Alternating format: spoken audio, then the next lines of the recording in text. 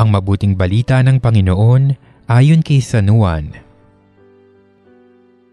Noong panahong iyon, sinabi ni Jesus sa kanyang mga alagad, "Kapayapaan ang iniiwan ko sa inyo. Ang aking kapayapaan ang ibinibigay ko sa inyo. Hindi ito katulad ng ibinibigay ng sanlibutan. Huwag kayong mabalisa, huwag kayong matakot.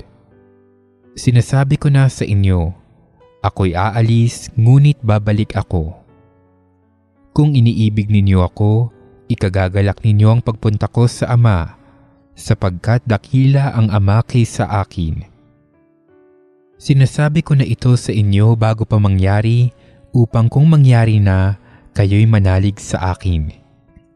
Hindi na ako pakakahaba ng pagsasalita sa inyo, sapagkat dumarating na ang pinuno ng sanlibutang ito. Wala siyang kapangyarihan sa akin, subalit dapat makilala ng sanlibutan na iniibig ko ang Ama at ang ginagawa ko'y ang iniutos niya sa akin." Ang mabuting balita ng Panginoon.